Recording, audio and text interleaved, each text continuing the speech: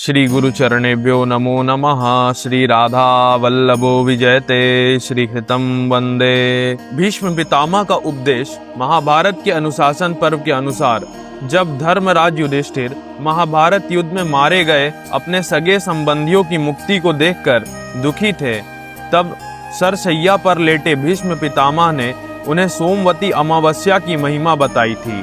भीष्म पितामह ने कहा था कि जो व्यक्ति इस दिन पवित्र नदियों में स्नान करके दान और पितरों का तर्पण करता है, उसे पितर तृप्त होकर सुख, समृद्धि और वंश वृद्धि का आशीर्वाद देते हैं। इस बार अमावस्या तिथि 14 जून 2026 को प्रातः 11:30 से प्रारंभ होकर 15 जून 2026 लगभग 9 बजे के आसपास समाप्त होगी। पर उदया तिथि से सोमवती अमावस्या का पुण्य काल 15 जून 2026 को मान्य होगा। देखो भक्तों, मैं जानता हूँ आप क्या सोच रहे हैं, भाई हमारे पास इतना समय कहाँ है, ना हम कठिन संस्कृत के श्लोक आते हैं, ना हमारे स्थान पर पूजा की वो भारी भरकम सामग्रियाँ मिलती हैं, और ना ही हमें कोई सच्चा पंडित मिलता है।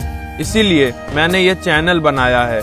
यहाँ कोई डर पैदा करने वाली ज्ञान नहीं मिलेगी, ना ही कोई महंगा कर्म कांड।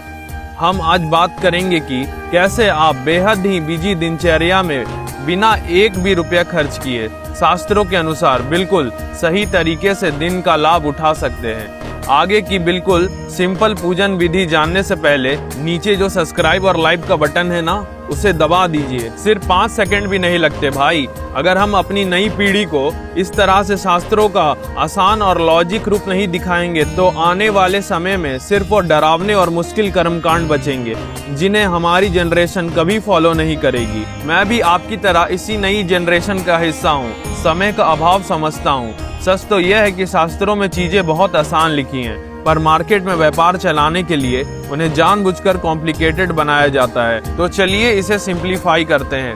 अब आगे पूछेंगे आपकी पूजन विधि क्या है। पुराणों का यह श्लोक गो सहस्त्र फलम तस्य मौन स्नानेन लभ्यते जपेन सर्व पापानि नश्यन्ति नात्र संशयः। इसका सीधा अर्थ यह है, सूर्योदय से पूर्व ब्रह्म मुहूर्त में या तो पवित्र नदी में स्नान कर ले या फिर घर में गंगा जल नहाने वाले पानी में डाल के स्नान करें तो गौदान का फल प्राप्त होता है। और मौन रहकर आपको मन ही मन भगवान के नामों का स्मरण करना है, इससे आपके पापों का नाश होगा। श्लोक ये भी कहता है नश्यन्ति नात्र संशयः, मतलब कि इसमें कोई संशय नहीं कि मौन रहकर स्नान करेंगे, भगवान के नामों का जप करेंगे तो आपके पाप भी नष्ट हो रहे हैं और आपको नए पुण्य भी प्राप्त हो रहे हैं।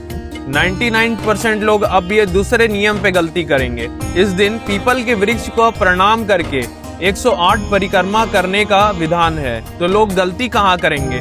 आपको मौन होकर भगवान का स्मरण करते हुए परिक्रमा करना है। मन ही मन अपनी मनोकामना, अपने परिवार की सुख समृद्धि और अपने पितरों के कल्याण की कामना करनी है। इसमें आपको विशेष यह सावधानी रखनी है कि सूर्योदय से सूर्यास्त के बीच में ही पीपल का स्पर्श करें।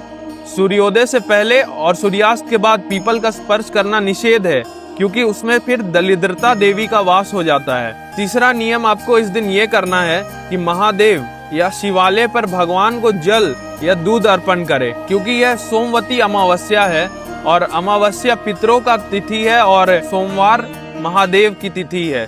तो इस दिन परिवार में सुख शांति और पितरों की तृप्ति की प्रार्थना करते हुए महादेव का पूजन अवश्य करें। अब आते हैं सबसे बड़े दर पर, पितृ तर्पण। अगर मैं आपको पारंपरिक नियम बताऊं तो आधे लोग वीडियो यहीं छोड़ देंगे, क्योंकि आज के समय में ना तो कुशा घास मिलती है, ना काले तिल हर वक्त घर में होते हैं। पर हमारा काम आपकी लाइफ को आसान बनाना है, डराना नहीं। अब आते हैं हम आपके सबसे बड़े संशय या डर पर, पितृ तर्पण। देखो, मैं कर्म कांड के नियम बताऊं तो कोई करेगा भी नहीं, ना ही पवित्र वस्तु मिलेंगी, ब्राह्मण लाना पड़ेगा और इतना टाइम होता नहीं। बट हमारा काम आपका काम आसान करना है। आप जाने या ना, जब आप जल से तर्पण करते हैं तो सकारात्मक ऊर्जा और पुण्य बनता है, जिससे भगवान वासुदेव को अर्पण किया जाता है। मंत्रों के द्वारा पंडित इसे भगवान के श्री चरणों में अर्पित करते हैं और कहते हैं, भगवान से प्रार्थना करते हैं कि वो जल वो पुण्य आपके पितरों को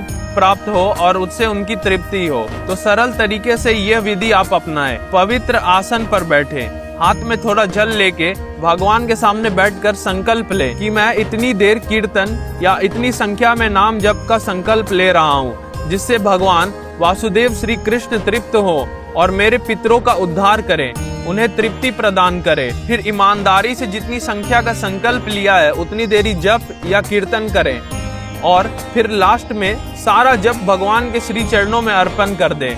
वासुदेवार्पणम अस्तु। और फिर भगवान से प्रार्थना करें कि हे भगवान, इसके पुण्य फल हेतु या यह जप के बदले या कीर्तन के बदले मेरे पितरों की तृप्ति करें।